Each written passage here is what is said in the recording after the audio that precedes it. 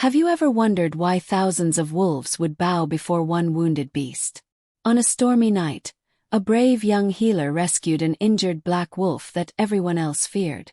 By sunrise, that wolf transformed into the Alpha King himself. But the greatest secret wasn't his identity.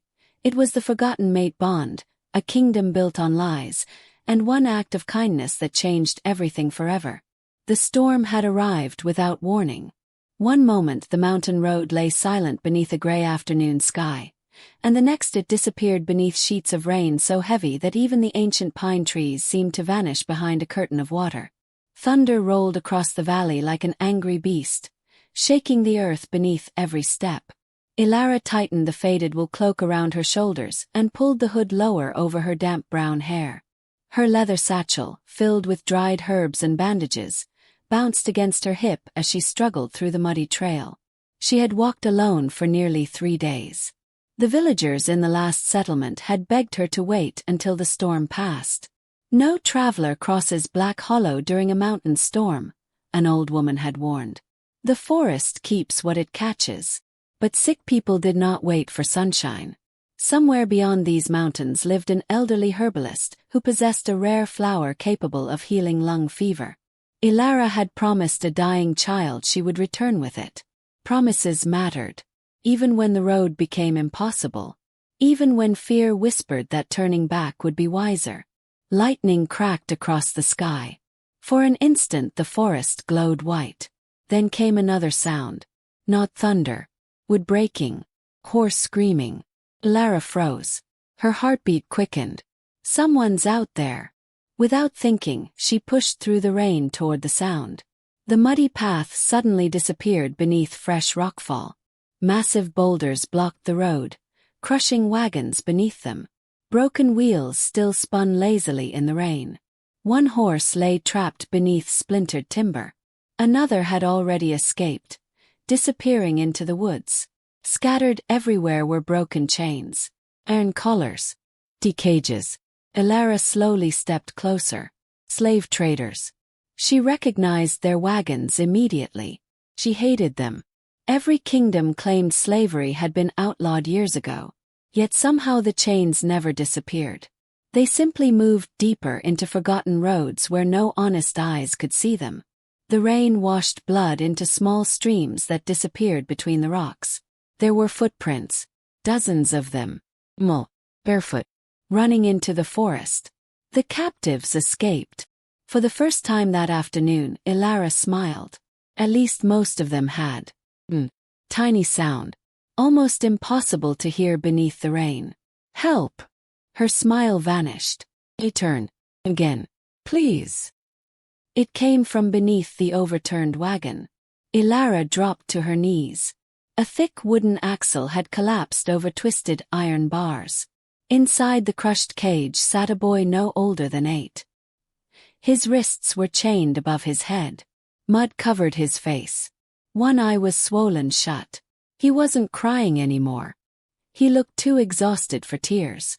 When he saw her, he immediately pulled himself backward. No! His voice trembled. Don't sell me again. Elara's heart broke. She reached both hands into the shattered cage. I'm not here to hurt you. The boy stared. Every muscle in his body shook. You're lying. I know you think that. She spoke softly. But if I wanted to hurt you, I wouldn't be trying to open the door. He said nothing. Slowly she searched through the wreckage until she found a bent iron pin. It took nearly 5 minutes to pry open the damaged lock. Rain soaked both of them. Her hands bled against jagged metal. Finally, the chain snapped free. The boy collapsed into her arms before he even realized he was free. He weighed almost nothing. Far too light. When had he eaten last? Elara wrapped her cloak around his shaking shoulders. Can you stand? He nodded weakly. What is your name? Finn. I'm Elara. He looked at her as though he had forgotten kindness existed. Before he could speak again, a growl echoed behind them. Low, painful, not threatening. Elara slowly turned. Between 2 fallen pine trees lay something enormous. At first she thought it was another collapsed section of the wagon. Then it moved. Wolf. No. Far larger than any wolf she had ever seen. Its black fur was soaked completely by rain. Silver hunting arrows protruded from its shoulder, ribs, and hind leg. Blood stained the earth beneath him. One amber eye remained closed. The other barely opened. Finn grabbed Elara's sleeve. "We have to run." His whisper shook with terror. "It's cursed." Several stories returned to Elara's memory. Children were raised hearing them.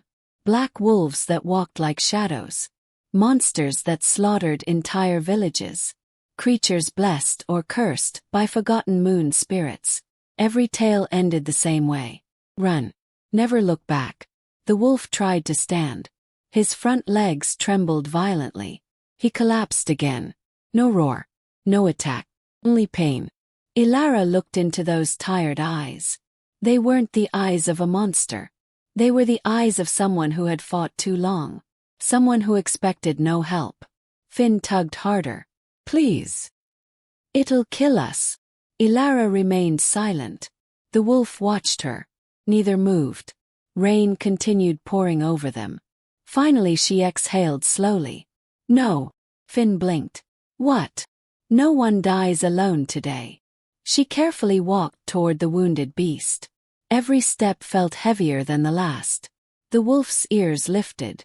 His lips barely curled. Not in aggression. More like warning. She stopped several feet away. "It's all right." Of course he couldn't understand. "Oh." She kept talking. "I know you're afraid." The wolf's breathing remained ragged. "I'm afraid too." Another step. "I won't hurt you." Lightning flashed again. For one heartbeat she noticed something impossible. The wolf wore an iron collar. Not a hunter's trap. Not a chain. A collar engraved with ancient silver markings unlike anything she had ever seen. Before she could examine it, the wolf shifted painfully. Blood poured from one wound. If she waited much longer, he would die. Elara removed her own cloak. The only dry thing she possessed. She gently covered the wolf to keep the rain from chilling him further. Finn stared as though she had completely lost her mind. "You gave him your cloak. He needs it more. He'll eat you. Then he won't die cold." The boy had no answer. For several long seconds the wolf simply stared at her. Something unexpected happened. He lowered his head. Not in defeat. Not in surrender. Trust. Elara swallowed hard. "Finn." "Why yes. Help me." The boy looked from her.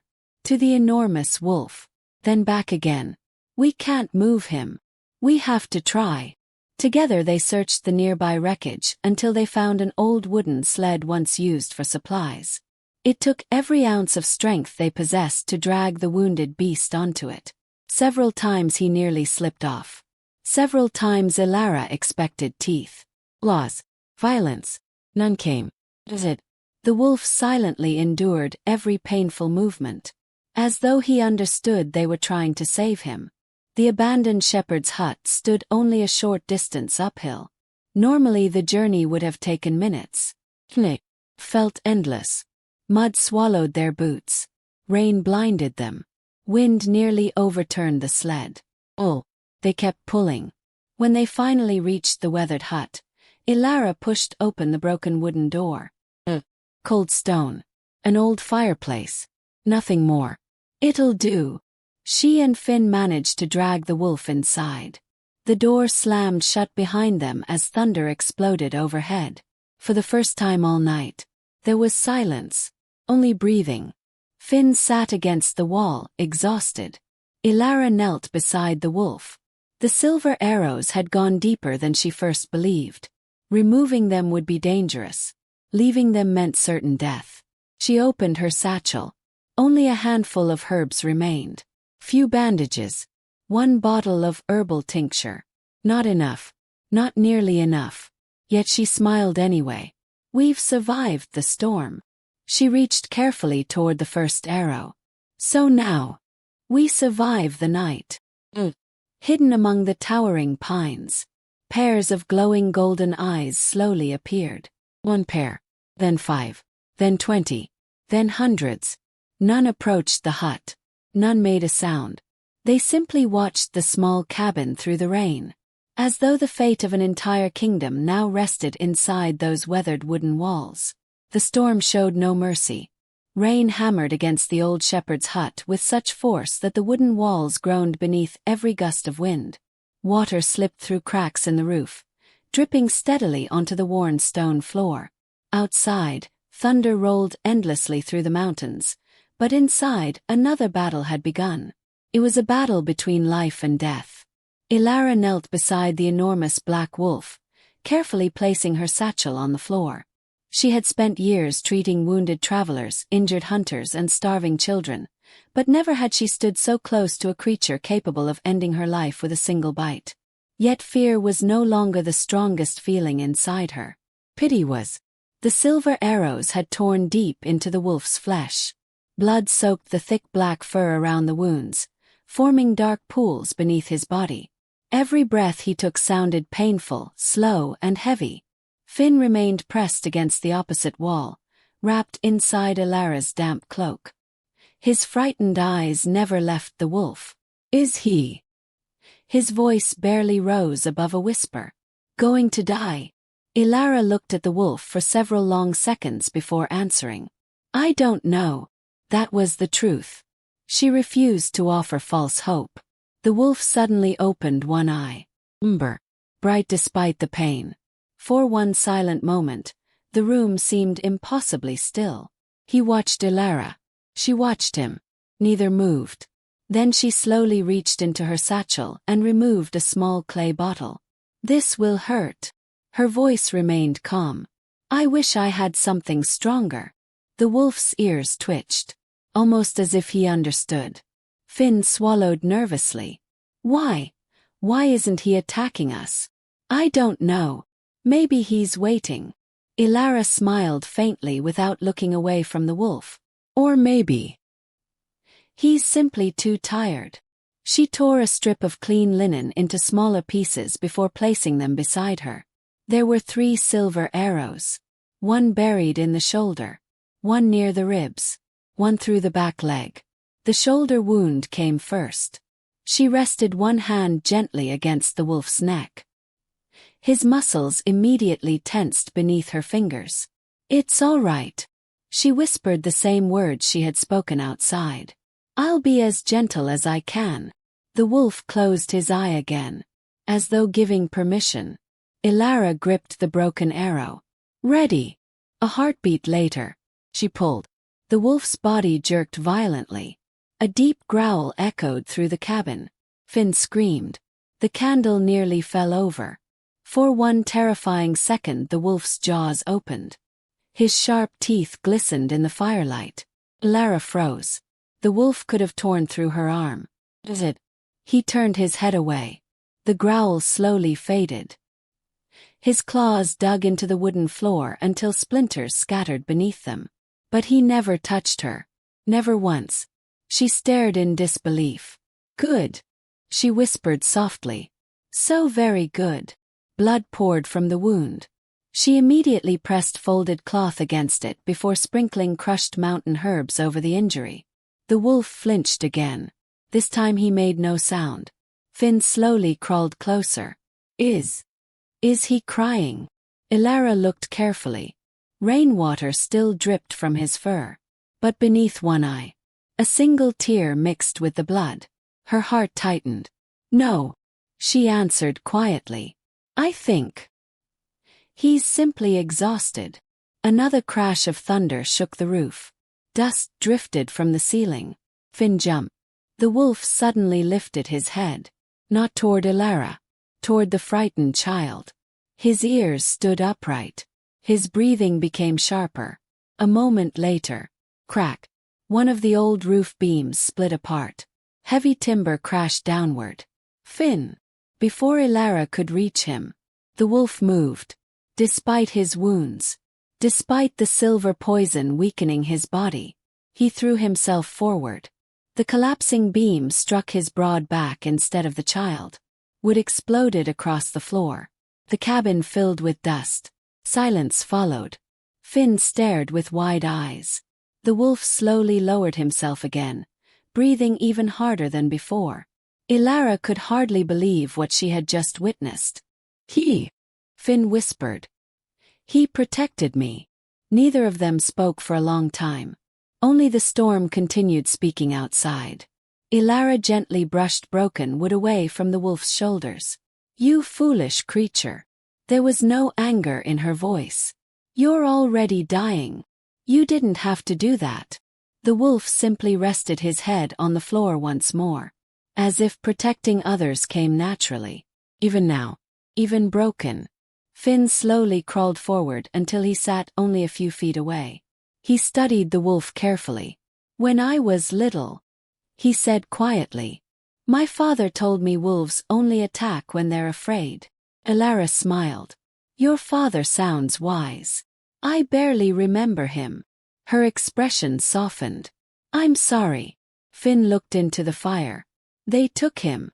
The room fell silent again. Elara understood without asking. Slave traders.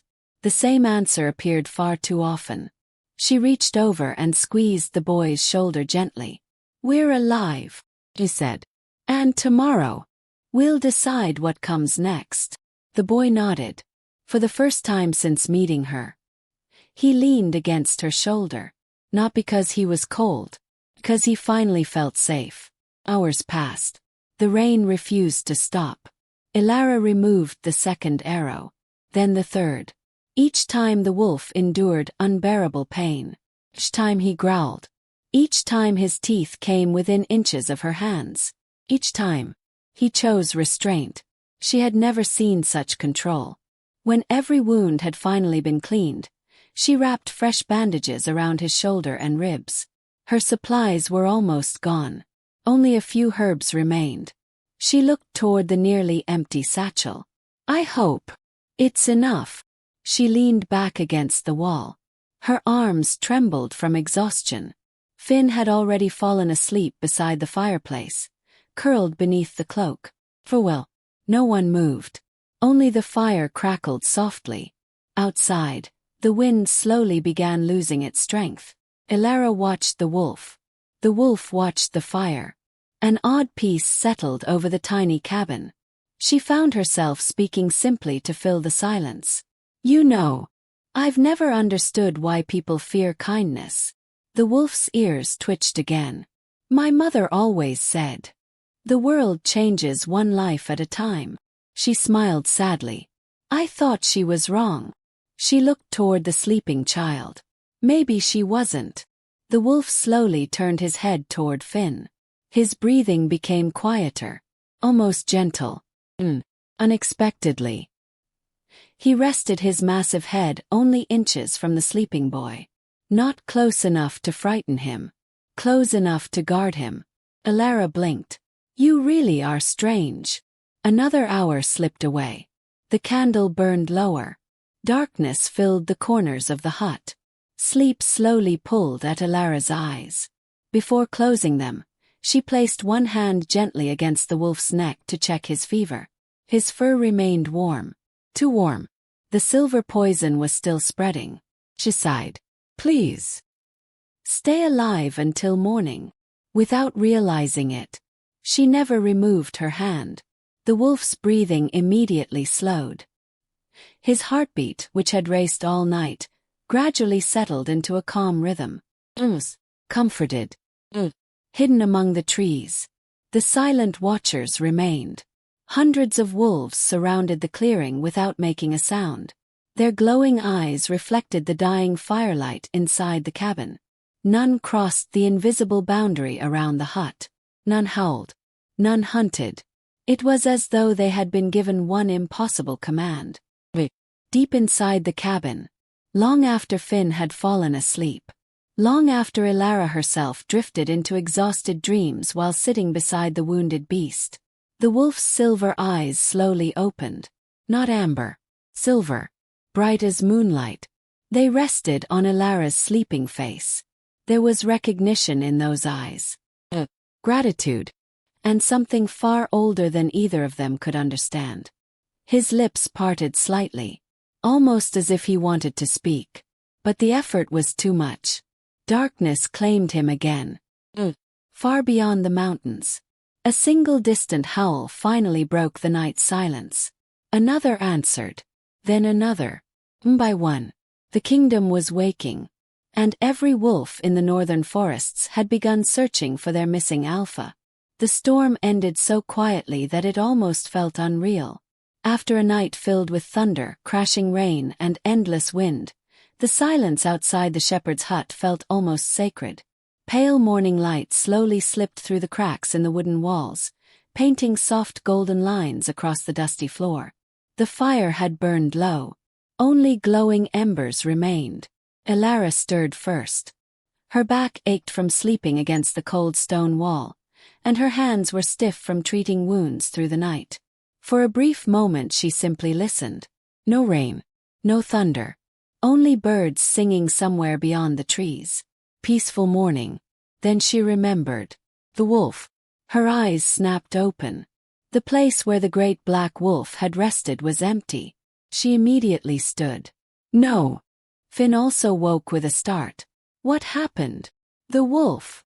Before she could finish speaking, a shadow moved near the doorway. The massive black wolf stood there, facing the open forest. His bandages were stained with fresh blood, but somehow he remained standing. Weak, shaking, yet proud. Elara slowly walked toward him. You shouldn't be moving. Her voice was gentle. The wounds haven't closed. The wolf didn't look back. His ears lifted toward the mountains. He was listening to something she could not hear. A single howl echoed across the valley. Long. Powerful. Finn grabbed Elara's sleeve. What was that? Before she answered, another howl came. Closer this time. Then another. And another. The mountains seemed to awaken one voice after another, until the entire forest sang with wolves. Elara stepped outside. Morning mist drifted across the valley below, covering the ground like a silver blanket. For a heartbeat, everything looked peaceful. Then the mist began to move. Not because of the wind, because hundreds of dark figures were walking through it. Finn gasped. Wolves. They appeared from every direction. From rocky cliffs, from dense pine forests, from riverbanks, from mountain trails. Gray wolves, white wolves, brown wolves, old wolves marked with scars. Young wolves moving with impossible speed. More kept appearing. Dozens became hundreds. Hundreds became thousands. The entire valley slowly filled with wolves. Yet none growled. None hunted. None looked toward Elara or Finn. Every pair of glowing eyes remained fixed on the wounded black wolf standing beside the hut. The air became impossibly still. Even the birds stopped singing. The black wolf slowly stepped forward. His injured leg trembled beneath him. Blood stained the grass with every step. Elara instinctively reached toward him. You don't have to go. He paused. For the first time since dawn, he looked directly into her eyes. There was something inside that gaze that made her chest tighten. Not gratitude alone. Recognition. As though he wished he could say something. Anything. Is it? He simply lowered his head. A gesture so small she almost missed it. Then something unbelievable happened. Every wolf in the valley bowed. Thousands of powerful wolves lowered their heads at exactly the same moment. The earth itself seemed to hold its breath. Finn whispered, "They're bowing." Elara could barely speak. To him, a warm breeze crossed the valley. The sunlight grew brighter. Golden light surrounded the wounded wolf. His black fur shimmered like moving shadows beneath the rising sun. The air itself seemed to ripple. Elara took one uncertain step backward. The wolf closed his eyes. The light intensified. His massive body slowly changed. Bones shifted. The shape of the beast stretched upward, for disappeared beneath waves of silver light. Within moments, a man stood where the wolf had been. Broad-shouldered, powerfully built. Long black hair rested against a torn dark cloak. fresh bandages still wrapped around his shoulder exactly where she had treated him during the night. The silver arrows were gone. Only healing wounds remained. An ancient royal crest rested upon the leather armor beneath his cloak. Finn stared with his mouth open. He's human. Elara couldn't answer. The stranger slowly opened his silver-gray eyes. The same eyes that had watched her beside the fire. The same eyes that had silently trusted her while she removed the arrows. He looked exhausted. There was strength in him unlike anything she had ever witnessed. But behind that strength, she saw loneliness. Years of it. Neither of them spoke. Words somehow felt too small. The wolves remained bowed in complete silence. Finally, the man took several slow steps toward her. Elara's heart pounded. Was he angry? Would he question her?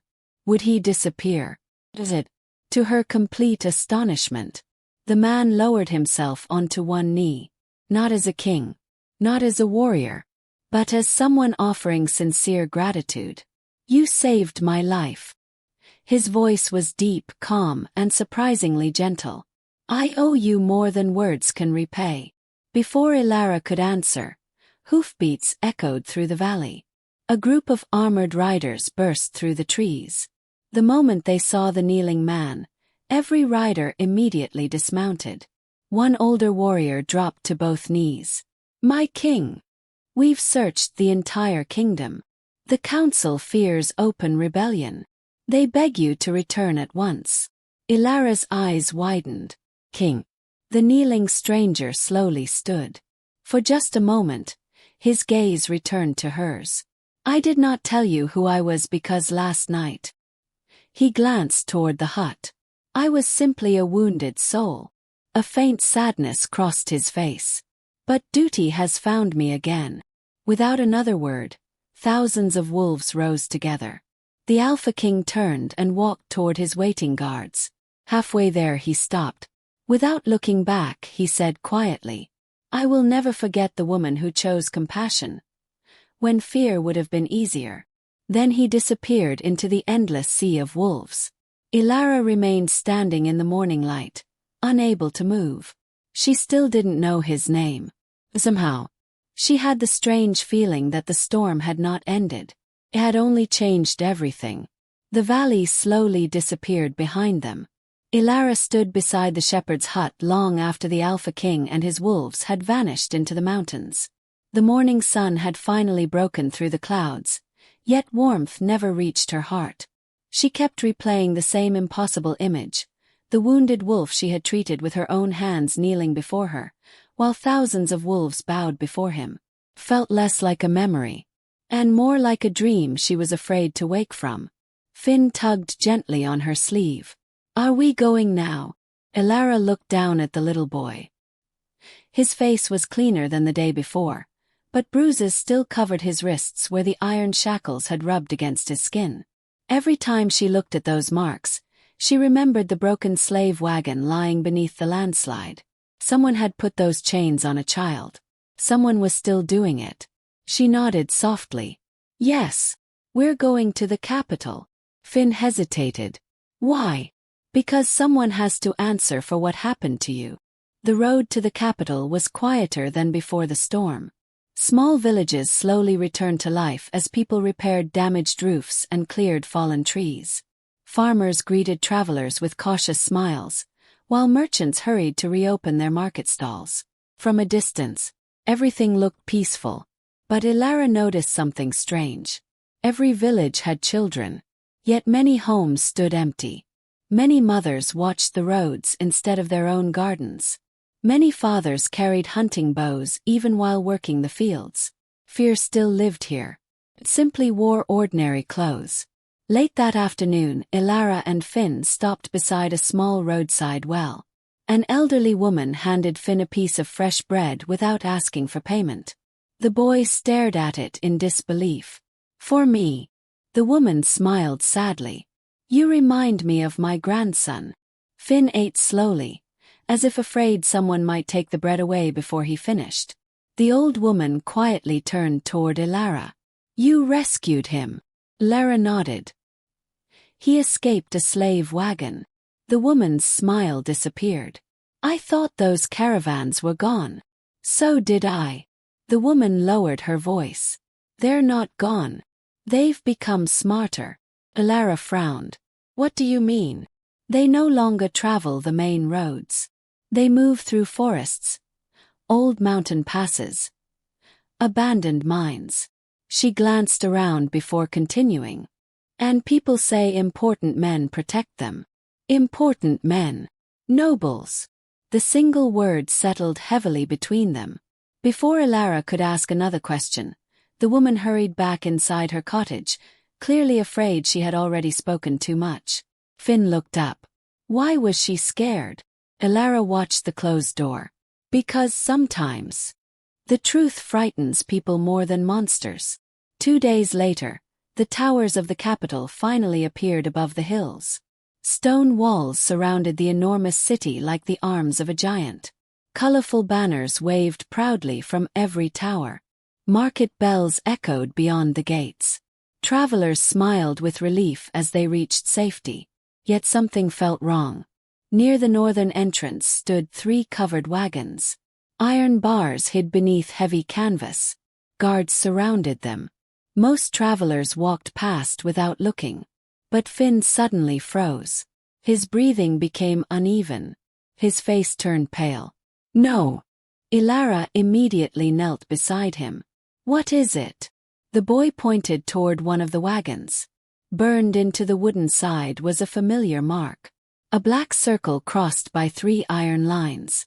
Elara had seen it before. On the overturned slave wagon. Finn whispered. That's them. My wagon had that mark. They're here. Elara's stomach tightened. The guards weren't protecting prisoners. They were protecting the wagons. How could that be? Slavery had been outlawed years ago. Someone powerful wanted it hidden. A merchant walking beside them noticed Elara staring. Don't ask questions. He continued walking without slowing. If you value your life. Inside the royal palace. The atmosphere could not have been more different. Massive stone columns lined the council hall. Long banners bearing the royal wolf crest hung from the ceiling. At the center of the chamber stood Alpha King Kaelin. He wore black ceremonial armor now. Nothing remained of the wounded wolf except the fresh bandages hidden beneath his cloak. The council members spoke one after another. The eastern pacts demand more soldiers. The southern border remains unstable. Trade taxes continue falling. Another grain shipment disappeared. Kaelin listened without interruption. His expression remained calm, almost unreadable, until one elderly lord finally spoke. We must also discuss your majesty's disappearance. Silence filled the hall. Another council member quickly added. Who attacked you?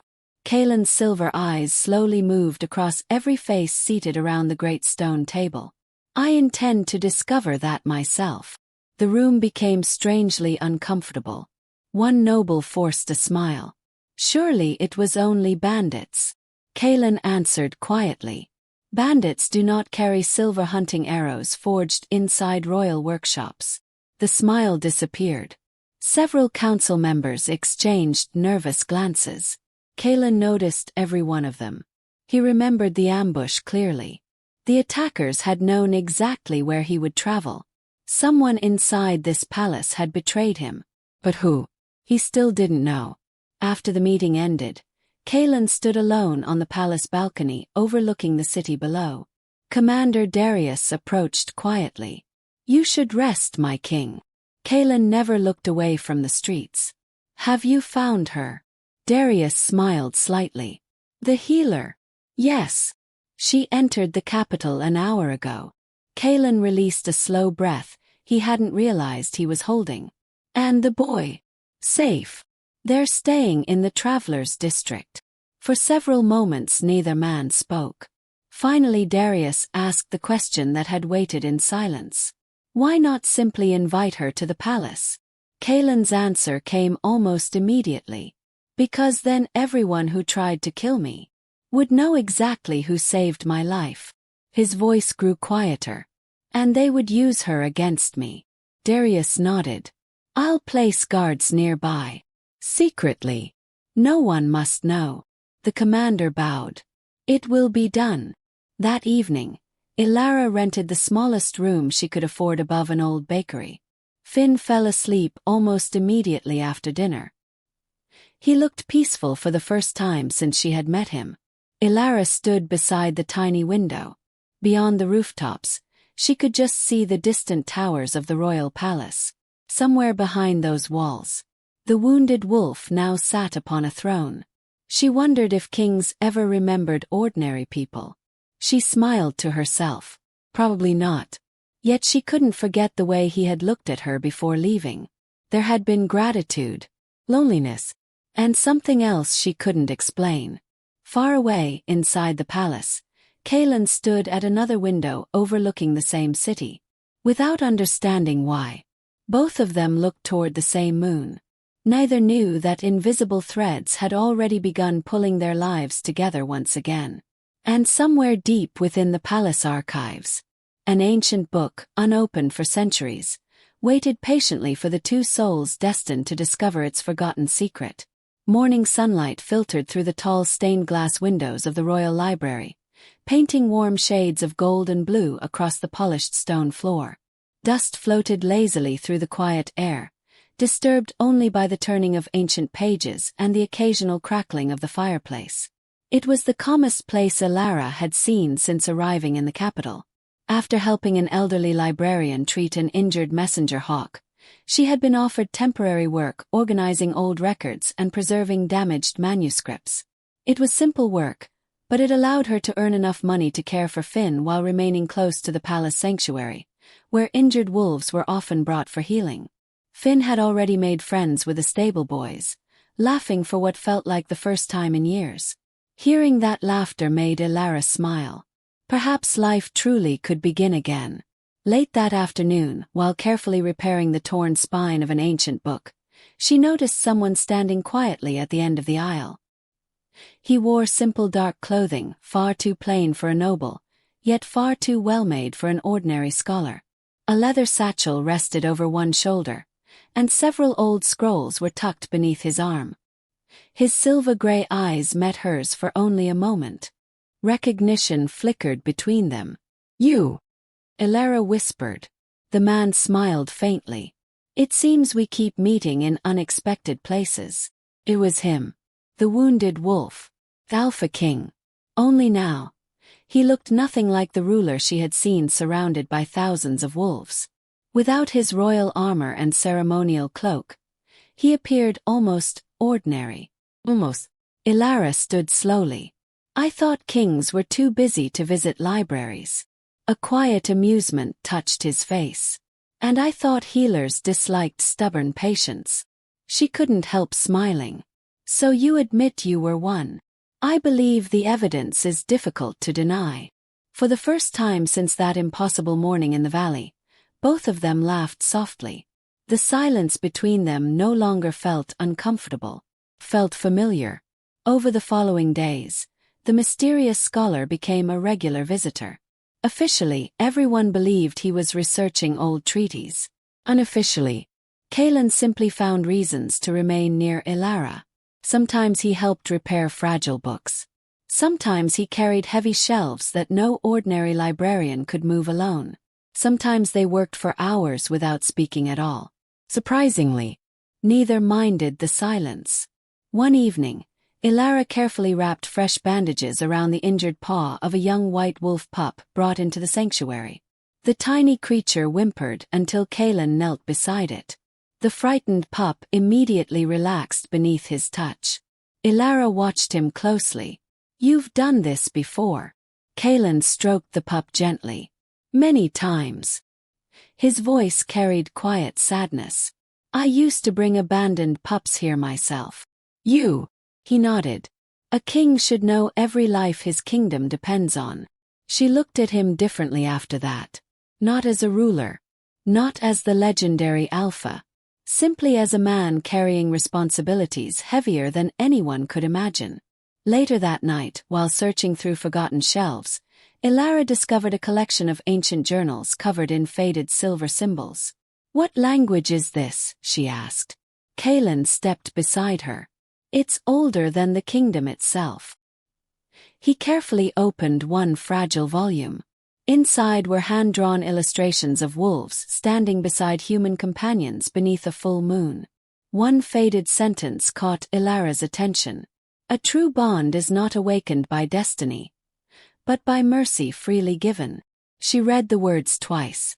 They believed kindness was stronger than fate.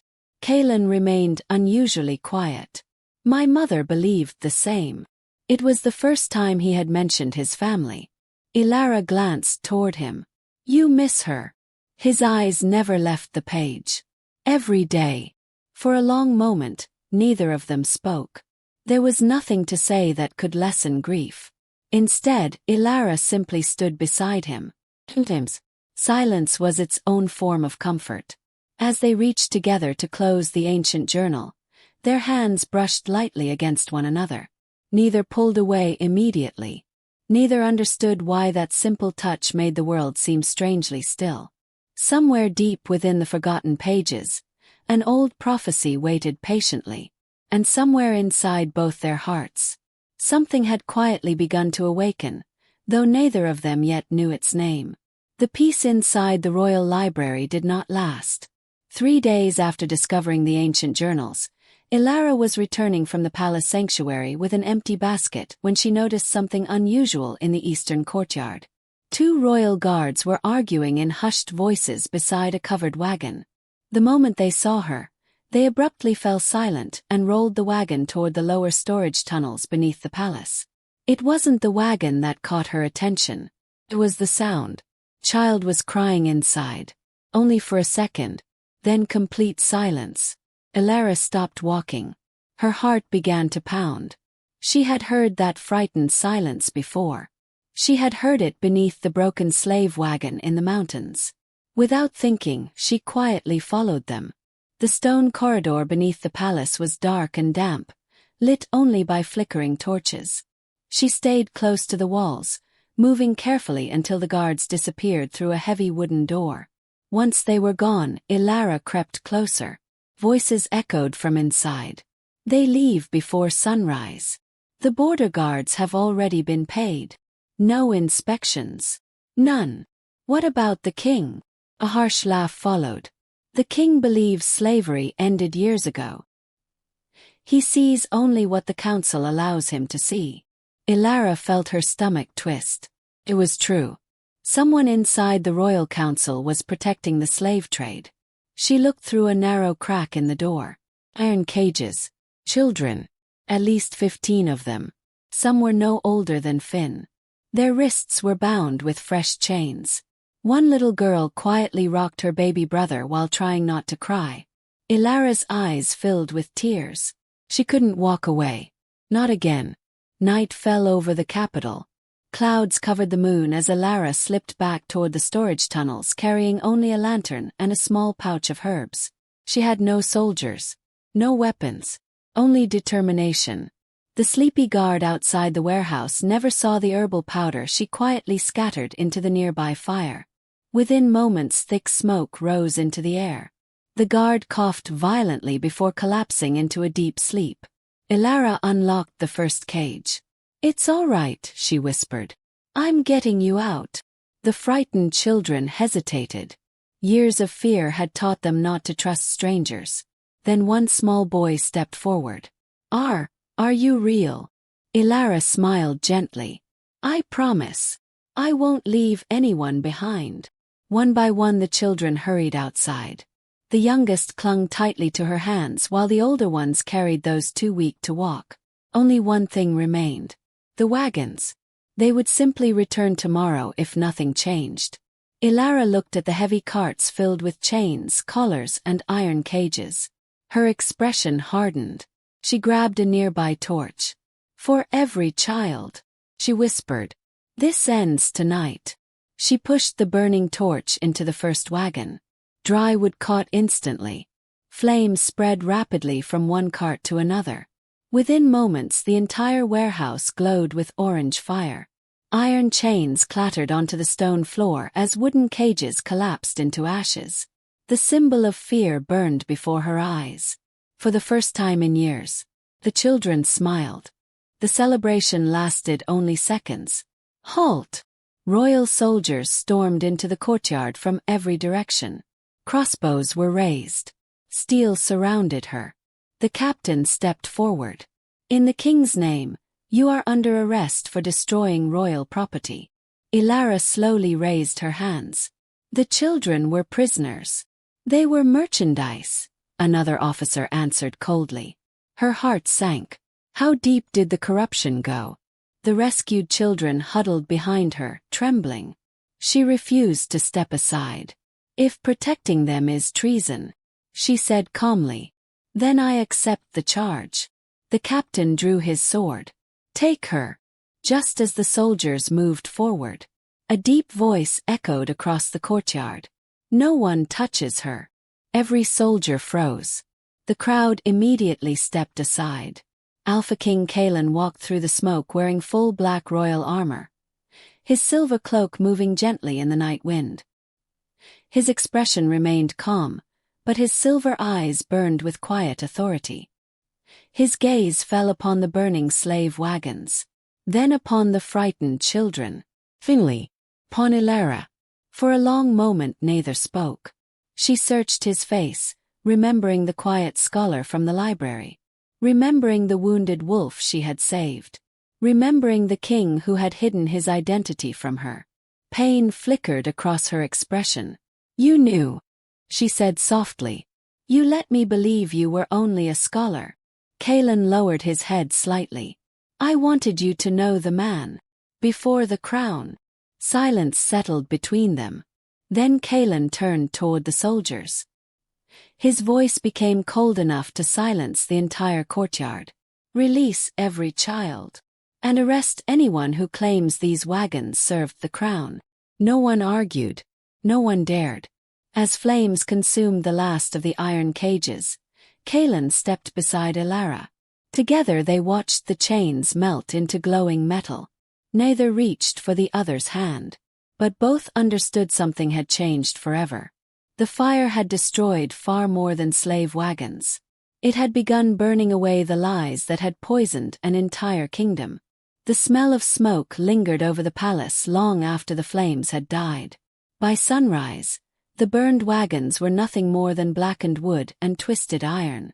Servants cleared the courtyard in silence, while guards escorted the rescued children to warm rooms inside the palace sanctuary. For the first time in years, those children slept without chains. Yet inside the palace, peace had not returned. The council was furious. You embarrassed this kingdom. Lord Varys slammed both hands onto the council table, his voice echoing through the chamber. A common healer destroyed royal property and insulted respected noble families. Another elder nodded sharply. She acted without permission. She endangered trade agreements. Kaelin remained seated at the head of the table. His expression never changed. His silver eyes quietly studied every face before him. Then he asked only one question. Were there children inside those wagons? Silence. No one answered. Kaelin stood. The movement alone silenced the room. There were. His calm voice carried more weight than shouting ever could. They were chained. They were starving. They were being sold. His gaze settled on Lord Varys. If any man here considers that trade, he is no servant of this kingdom.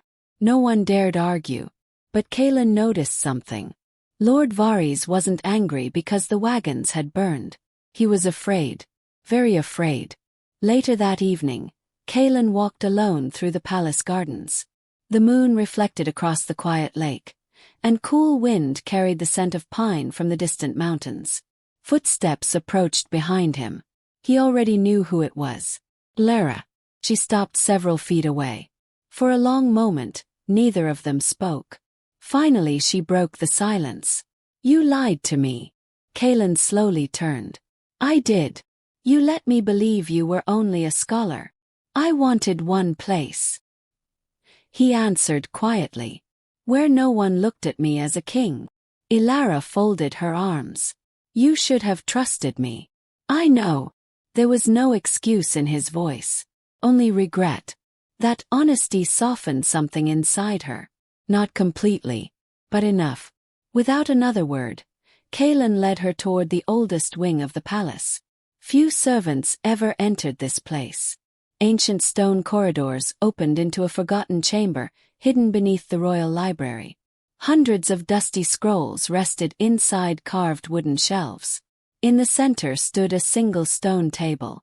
Upon it lay an enormous leather-bound book. Its cover bore the same silver wolf symbol they had discovered days earlier. Kaelin gently opened it. My mother showed me this room when I was a boy. His fingers brushed across faded pages. I never understood why. Elara stepped beside him. The ancient writing slowly became clearer beneath the candlelight. One passage had been marked centuries earlier. She read aloud. The moon does not choose two hearts because they are destined. It recognizes two hearts that have already chosen each other through mercy, sacrifice, and unwavering trust. She frowned thoughtfully. So the mate bond isn't forced. Kaelin shook his head. No, it is earned. He looked toward another page. My parents hid these records. Why? Because many alphas began forcing bonds in the name of destiny. His voice grew heavier. They forgot love cannot exist without choice. Elara remained silent. She thought about the storm, the wounded wolf, the frightened child, the quiet hours inside the library. None of it had happened because of prophecy. She had simply chosen kindness. Again and again, Kaelin closed the ancient book. There is something else. For the first time since they met, his confident voice almost disappeared. When I was 16, my mother died protecting me. Elara looked up. I've blamed myself ever since. If I had been stronger, if I had stayed beside her. His jaw tightened. I convinced myself that everyone I care about eventually dies. So I stopped letting people get close. The confession hung quietly between them. The celebration lasted only seconds. Halt! Royal soldiers stormed into the courtyard from every direction. Crossbows were raised. Steel surrounded her. The captain stepped forward. In the king's name, you are under arrest for destroying royal property. Elara slowly raised her hands. The children were prisoners. They were merchandise, another officer answered coldly. Her heart sank. How deep did the corruption go? The rescued children huddled behind her, trembling. She refused to step aside. If protecting them is treason, she said calmly, then I accept the charge. The captain drew his sword. Take her. Just as the soldiers moved forward, a deep voice echoed across the courtyard. No one touches her. Every soldier froze. The crowd immediately stepped aside. Alpha King Kaelin walked through the smoke wearing full black royal armor, his silver cloak moving gently in the night wind. His expression remained calm, but his silver eyes burned with quiet authority. His gaze fell upon the burning slave wagons, then upon the frightened children, finally, upon Elara. For a long moment neither spoke. She searched his face, remembering the quiet scholar from the library. Remembering the wounded wolf she had saved. Remembering the king who had hidden his identity from her. Pain flickered across her expression. You knew, she said softly. You let me believe you were only a scholar. Kaelin lowered his head slightly. I wanted you to know the man. Before the crown. Silence settled between them. Then Kaelin turned toward the soldiers. His voice became cold enough to silence the entire courtyard. Release every child. And arrest anyone who claims these wagons served the crown. No one argued. No one dared. As flames consumed the last of the iron cages, Kaelin stepped beside Elara. Together they watched the chains melt into glowing metal. Neither reached for the other's hand. But both understood something had changed forever. The The fire had destroyed far more than slave wagons. It had begun burning away the lies that had poisoned an entire kingdom. The smell of smoke lingered over the palace long after the flames had died. By sunrise, the burned wagons were nothing more than blackened wood and twisted iron. Servants cleared the courtyard in silence, while guards escorted the rescued children to warm rooms inside the palace sanctuary. For the first time in years, those children slept without chains. Yet inside the palace, peace had not returned. The council was furious. "You embarrassed this kingdom." Lord Varys slammed both hands onto the council table, his voice echoing through the chamber. A common healer destroyed royal property and insulted respected noble families. Another elder nodded sharply. She acted without permission. She endangered trade agreements. Kaelin remained seated at the head of the table. His expression never changed. His silver eyes quietly studied every face before him. Then he asked only one question. Were there children inside those wagons? Silence. No one answered. Kaelin stood. The movement alone silenced the room. There were. His calm voice carried more weight than shouting ever could. They were chained. They were starving. They were being sold. His gaze settled on Lord Varys. If any man here considers that trade, he is no servant of this kingdom. No one dared argue. But Kaelin noticed something. Lord Varys wasn't angry because the wagons had burned. He was afraid. Very afraid. Later that evening, Kaelin walked alone through the palace gardens. The moon reflected across the quiet lake, and cool wind carried the scent of pine from the distant mountains. Footsteps approached behind him. He already knew who it was. Elara. She stopped several feet away.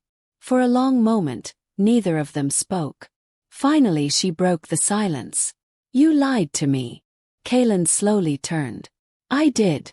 You let me believe you were only a scholar. I wanted one place." He answered quietly. "Where no one looked at me as a king." Elara folded her arms. "You should have trusted me." "I know." There was no excuse in his voice. Only regret. That honesty softened something inside her. Not completely, but enough. Without another word, Kaelin led her toward the oldest wing of the palace. Few servants ever entered this place. Ancient stone corridors opened into a forgotten chamber, hidden beneath the royal library. Hundreds of dusty scrolls rested inside carved wooden shelves. In the center stood a single stone table. Upon it lay an enormous leather-bound book. Its cover bore the same silver wolf symbol they had discovered days earlier. Kaelin gently opened it. "My mother showed me this room when I was a boy." His fingers brushed across faded pages. "I never understood why." Elara stepped beside him. The ancient writing slowly became clearer beneath the candlelight. One passage had been marked centuries earlier. She read aloud. "The moon does not choose two hearts because they are destined. It recognizes two hearts that have already chosen each other through mercy, sacrifice, and unwavering trust." She frowned thoughtfully. "So the mate bond isn't forced?" Kaelin shook his head. "No. It is earned." He looked toward another page. "My parents hid these records." "Why?" "Because many alphas began forcing bonds in the name of destiny." His voice grew heavier. "They forgot love cannot exist without choice." Elara remained silent. She thought about the storm, the wounded wolf, the frightened child, the quiet hours inside the library. None of it had happened because of prophecy. She had simply chosen kindness. Again and again, Kaelin closed the ancient book. "There is something else." For the first time since they met, his confident voice almost disappeared. "When I was 16, my mother died protecting me." Elara looked up. "I've blamed myself ever since. If I had been stronger, if I had stayed beside her." His jaw tightened. "I convinced myself that everyone I care about eventually dies. So I stopped letting people get close." The confession hung quietly between them. It explained everything. The loneliness she had seen inside his eyes. The walls around his heart. The silence he carried everywhere. Without thinking, Elara stepped closer. "You survived." He looked at her. "That isn't something to feel guilty about." Kaelin gave a faint, almost broken smile. "I've waited years for someone to say that." Neither of them noticed little Finn standing quietly outside the half-open doorway. The boy smiled to himself before walking away. For the first time, he no longer saw a lonely king and a wandering healer. He saw two people slowly becoming a family.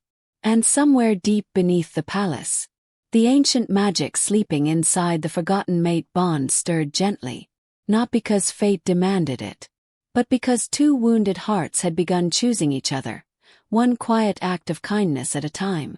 The palace had never felt so divided. Word of the burned slave wagons spread through the kingdom faster than the morning wind. Some called Elara a hero. Others called her a criminal who had embarrassed the crown.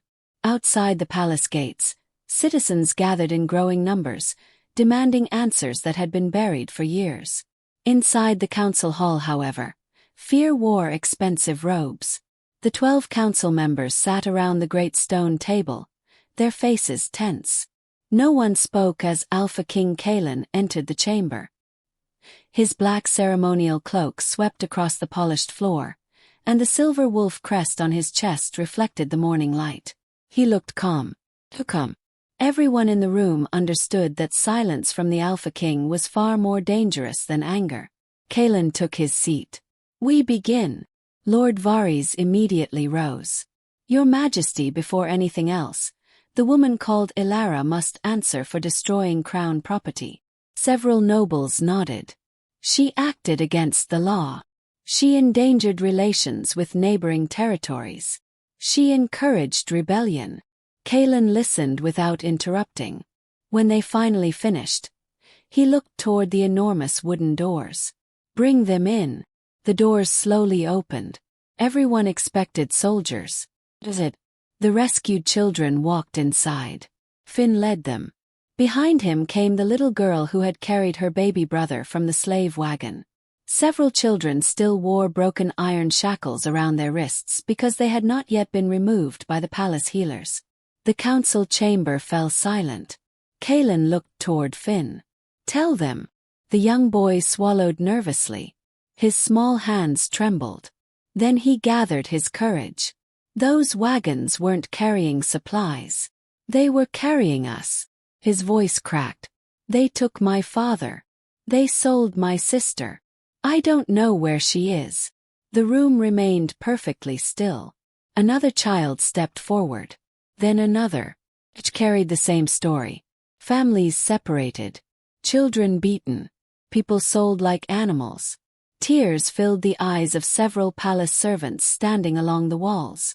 Even some guards lowered their heads in shame. But Lord Varys remained cold. "They are only frightened children. Their memories cannot be trusted." Kaelin slowly stood. "I agree." Varys smiled. For a single heartbeat. Then Kaelin continued. "So perhaps written evidence will speak instead." Commander Darius entered carrying 3 heavy ledgers recovered from the burned warehouse. He placed them upon the council table. Kaelin opened the first book. Inside were detailed records. Payments. Royal seals. Everything carefully documented. He read aloud. "Payment received from Lord Varys for safe passage through the northern border." The color drained from Varys's face. Kaelin turned another page. "Council inspection cancelled by order of Lord Cedric." Another noble looked ready to collapse. Page after page revealed the same truth. For years, the slave trade had continued with the protection of powerful council members. The room exploded into shouting. "Forgery! Lies! This is impossible." Kaelin's voice cut through every argument. "Silence!" The command echoed like thunder. Every voice stopped. The Alpha King's silver eyes swept across the chamber. "I almost died because someone in this room arranged an ambush. I returned to find children being sold beneath my own palace. I trusted this council. His expression hardened. And that trust was betrayed. Lord Varys suddenly reached beneath his cloak. Several guards drew their swords. But instead of attacking Kaelin, Varys grabbed another council member and held a dagger against his throat. If I fall, this kingdom falls with me. Panic spread through the chamber. Some nobles backed away. Others reached for hidden weapons. For one dangerous moment, civil war seemed only a heartbeat away. Elara stepped forward before anyone else could move. Stop! Her voice was clear, not frightened, just firm. Everyone looked toward her, including Varys. You've already destroyed enough families. She spoke quietly. Don't destroy your own soul as well. Varys's hand shook.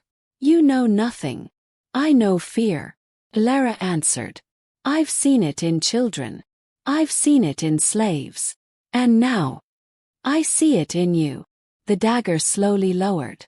Not because Varys had become innocent, but because, for the first time in years, someone had looked at him without hatred, only sadness. The weapon slipped from his fingers. It struck the stone floor with a sharp metallic sound. Kaelin raised one hand. Arrest them. Royal guards surrounded the corrupt nobles. This time, no one resisted. As they were led away, sunlight poured through the high windows of the council chamber. Outside, wolves gathered across the palace courtyard. One by one, deep howls echoed through the capital. Not cries of war, but the sound of a kingdom finally breathing freely again. Kaelin turned toward Elara. Their eyes met across the great hall. No words were needed. She had saved his life during the storm. Out together, they had saved his kingdom. And though neither of them realized it yet, one final journey still remained. The journey back to the valley where everything had begun. 3 days after the council was restored, Alpha King Kaelin quietly left the palace before sunrise. There were no royal banners, no ceremonial guards, no crowd waiting to cheer their king. Only one horse waited outside the eastern gate. Elara stood beside it, wrapped in the same weathered cloak she had worn on the night of the storm. For a moment, neither of them spoke. The silence between them had changed. Months ago, it had been the silence of strangers. No, it was the silence of two people who no longer needed many words. Kaelin smiled gently. Ready? Elara nodded. I've been wondering where you were taking me. I think, he answered softly. You already know. The journey through the mountains felt strangely familiar. The forests had recovered from the storm. Wildflowers covered the hillsides. The streams that had once flooded the roads now reflected the bright summer sky. Finn rode ahead on a smaller horse, laughing as 2 white wolf pups raced beside him through the grass. Watching him laugh filled Elara's heart with quiet joy. Not long ago, he had been a frightened child hiding inside a broken cage. No. He laughed without fear. Kaelin noticed her watching the boy. He smiles differently now. Elara nodded. He finally believes tomorrow will come. Kaelin looked toward Finn. So do I. By late afternoon they reached the valley. The old shepherd's hut still stood beneath the towering pines. Its roof had been repaired. Fresh flowers grew around the doorway. Someone had rebuilt it with great care. Elara slowly stepped inside. Everything looked smaller than she remembered. The old fireplace, the wooden chair, even the corner where Finn had slept during the storm. She smiled softly. It feels impossible. That everything began here. Kaelin stood quietly beside her. It began before that. She looked toward him. The moment you chose to free a frightened child. Instead of walking away. His voice remained calm. And then, you chose to save a wounded wolf everyone else feared. Elara lowered her eyes. I wasn't brave. I was simply doing what felt right. Kaelin smiled. Exactly. As the sun slowly began setting beyond the mountains, Kaelin led her outside once more. The valley stretched peacefully before them. Golden light covered every hill.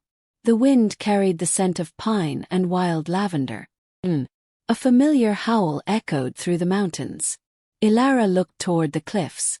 Another howl answered. Then another. The sound grew stronger, closer. Within moments wolves began appearing from every direction. Gray wolves, white wolves, black wolves, old wolves with silver scars. Young wolves running joyfully through the tall grass. Hundreds gathered, then thousands, exactly as they had on the morning after the storm. Only this time, there was no fear. Finn stood beside Elara, smiling with amazement. They remembered. Kaelin nodded. They never forgot. The wolves slowly formed a wide circle around the valley. Then complete silence fell. Kaelin turned toward Elara. For the first time since they had met, the Alpha King removed the silver crown resting upon his head. He placed it gently on a nearby stone. He stepped closer, not as a king, simply as a man. I've fought wars. His voice was quiet. I've defended kingdoms. I've carried responsibilities that never seemed to end. He smiled faintly. But nothing has ever frightened me more than the thought of letting someone into my heart again. Elara felt tears gathering in her eyes. Kaelin continued. The night of the storm. I believed I would die. I had accepted it. He looked toward the old shepherd's hut. Then a woman who owed me nothing, risked everything to save me. His silver eyes met hers. You never asked who I was. You never asked what reward you would receive. You simply chose kindness. A single tear slipped down Elara's cheek. Kaelin slowly lowered himself onto one knee. Thousands of wolves watched in complete silence. I don't kneel before fate, he said. I kneel before the woman who taught a lonely king that strength without compassion means nothing. He gently held out his hand. Elara. Not because destiny commands it. Not because ancient prophecy says we should. But because every choice you've made has shown me the kind of future I want. Will you walk beside me? The valley became perfectly still. Even the wind seemed to wait. Elara looked down at him, then toward Finn. The little boy smiled through happy tears. You already have a family, he whispered. You just haven't said yes yet. She laughed softly through her tears. Then she stepped forward. Instead of merely taking Kaelin's hand, she gently placed both of her hands around his. I won't walk behind a king, she whispered. And I won't walk in front of you, she smiled. I'll walk beside you. Kaelin's eyes filled with emotion. Slowly he stood. The moment their hands remained joined, a warm silver light surrounded them both. It wasn't blinding. It wasn't violent. Felt gentle, like moonlight touching still water. The ancient mate bond had awakened, not through magic alone, but through trust, through sacrifice, through countless quiet choices made without expecting anything in return. As the light faded, every wolf in the valley lowered its head. Thousands bowed together once again, not before their Alpha King alone, but before the bond that had healed two wounded hearts. Finn ran forward laughing and wrapped his arms around both of them. Kaelin smiled before resting one hand on the boy's shoulder. From today onward, he said warmly, you'll never wonder where your home is again. Tears filled Finn's eyes. Really? Kaelin nodded. My family has room for one more. The boy hugged him tightly. Elara watched them, her heart overflowing. Months later, the valley looked different. The shepherd's hut had become a place of refuge for lost children and injured wolves. The melted chains from the slave wagons had been forged into a memorial at the entrance, a reminder that kindness had broken what fear never could. Children laughed freely across the hills. Wolf pups played beside them without fear. And every spring, when wildflowers bloomed across the valley, the people remembered the night a simple healer chose compassion over fear. Because on that storm-filled night, she had not only saved an injured wolf, She had saved a king. She had healed a broken kingdom. And she had discovered that the strongest bond in the world was never created by destiny alone. It was created by the quiet courage to choose love again and again.